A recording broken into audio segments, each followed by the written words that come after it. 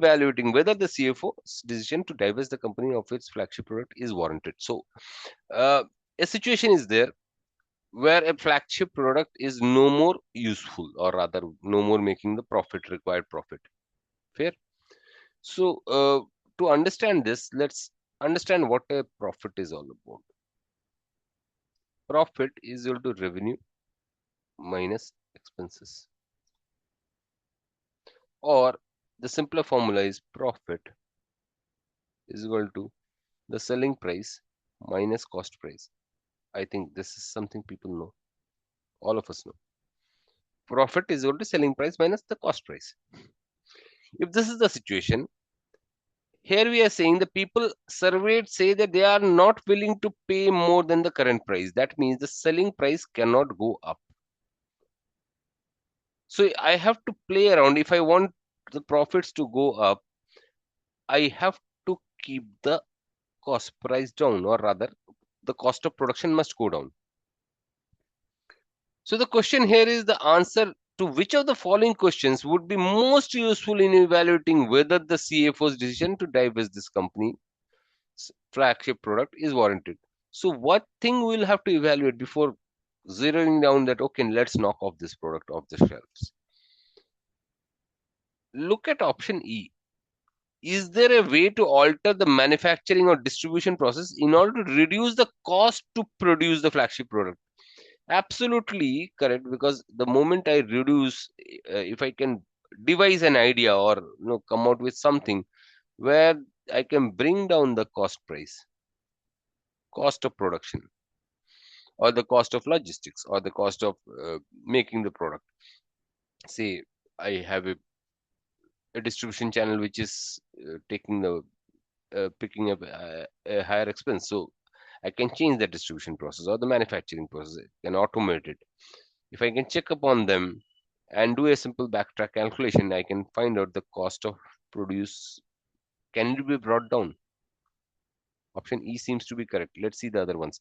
Does the option A, does the company have a new and profitable? We are not talking about new products. We are talking about its particular products, and we cannot replace it. Can we keep it, or can we get rid of it? Option B, what percentage of the company's excess revenue? It doesn't matter. It is a flagship product. Revenue may be 5%, maybe 0.5%. It doesn't matter. So, out. Option C, are there additional features which could be added to the product for which the consumers might be willing to pay a higher price? Not discussed in the passage. It often happens that when a product starts losing sheen, you add features, quite common in mobile phones. You come out with generation X, generation Pro, etc., etc. So, not this. Will the rest of the company's management? Absolutely filler.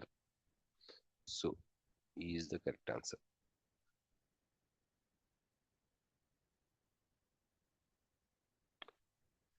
Another type of question, any select any two sentence equivalents.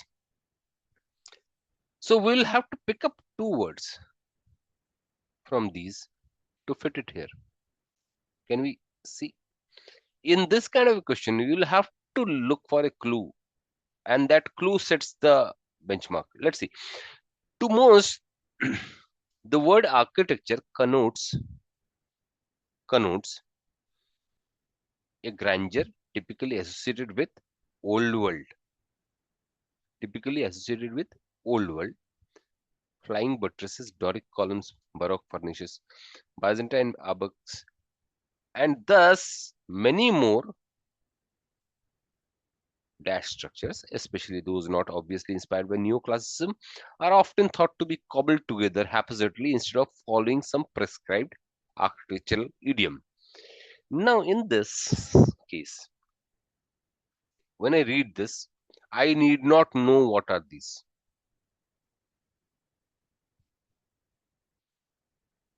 So don't get into the jargonistic kind of thing. Don't get lost here. Flying buttresses are like whenever there's a building, this kind of thing is this is called as flying buttresses. Doric columns are uh, the columns you find in front of a building. I know this because this was one semester of engineering when I learned this. Anyway, so you don't have to know this. This is not required. So where is the clue? Try to understand the sentence. To most means to most of the people. The word architecture connotes this grandeur, a grandeur typically associated with this, and thus many more structures, especially those not inspired by neoclassicism. So, if for the most this looks like grandeur, and thus many more, here is the clue. Many more structures, especially those not obviously inspired by. So,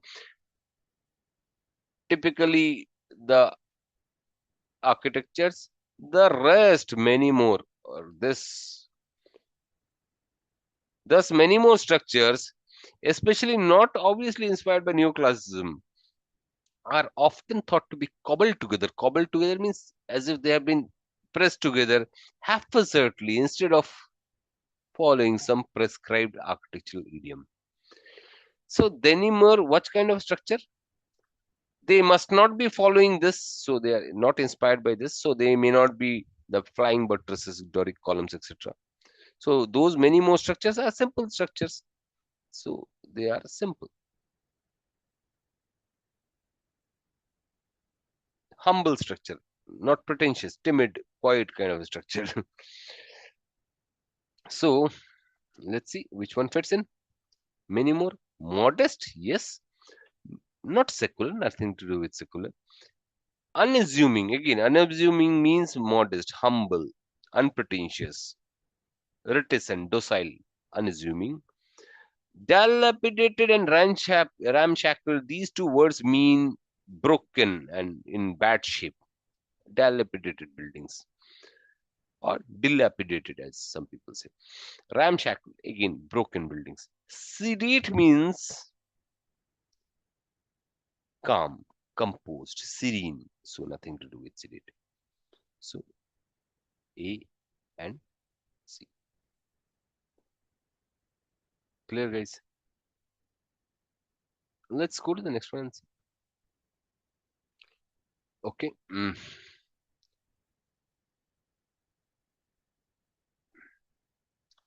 Text completion, another variant. Three blanks will take some time. Uh, Ideally, in a GRE, you will have a minute to solve this. Okay. Nothing more than that. Let's read and solve it. With so many scientific papers chasing so few in the most prestigious journals, the winners could be the ones most likely to oversell themselves to trumpet amazing or important results that later on turn out to be false. This would produce a picture of scientific knowledge with less but more results either relegated to obscure journals or left unpublished. Well, whenever you come across something like this, which has got three blanks, and all the three blanks are in the second line, there is no clue here. The clue will obviously lie in the first line or in the first sentence, because this sentence follows this sentence. This sentence is, so whatever has been said here is being elaborated here. That may be the case. Let's see what's happening here. Let's see. So in the first sentence, he says that with so many scientific papers, so there are multiple scientific papers. Scientific papers. Scientific papers are the ones which are written by researchers or the scientists, and they are chasing so few pages of the most prestigious journals. So, it may be the Nature, it may be the National Geographic, it may be. I mean, a publication like this gives you a lot of name, fame, and opportunity to read the paper. So, with so many of them chasing so few, what is likely to happen here? He's saying the winners, so out of them, say this one wins the bid and his work gets published. The winners could be the ones most likely to oversell themselves. Oversell themselves means if X is the achievement, if you say that in as per my lab experiment, it is 10x or it's say x plus 10. This was not quoted. So that means people are overselling. So trumpeting achievements. So to trumpet amazing or important results that later turn out to false. This is very common, in scientific journals that when cross-checking is done by multiple research laboratories, it is found that the original ones are they do not match. And this journal was so well trumpeted, well marketed that it grabbed the attention and it became famous.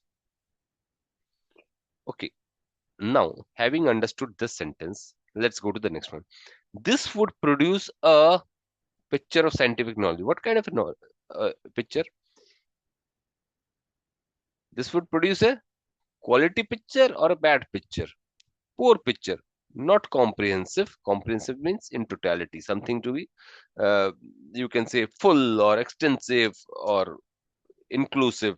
That's comprehensive.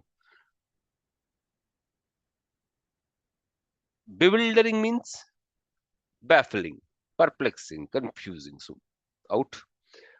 Distorted. This would produce a distorted picture of scientific knowledge because the obviously the quality ones are gone. So what you're left is a trash. Now these two blanks becomes a bit cheeky. With less but more results either relegated to obscure journals or left unpublished. This drops me the clue for these two. If I say with less but more, let's not search it here. Results either relegated. To be relegated is to put in a lower position. To obscure journals or left unpublished. That means the quality ones either were relegated to obscure journals, they didn't make it to the best, they went to obscure ones, or left unpublished. With less but more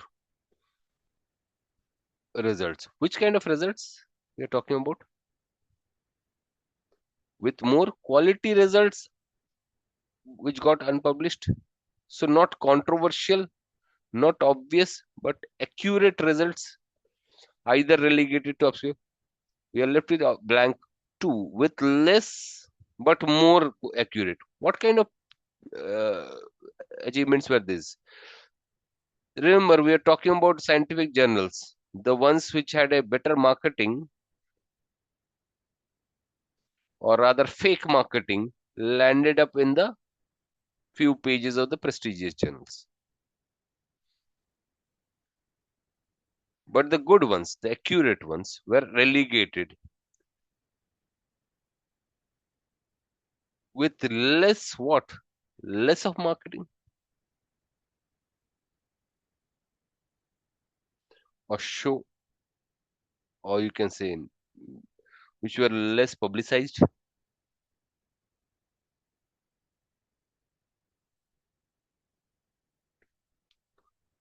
So, or the genuine ones.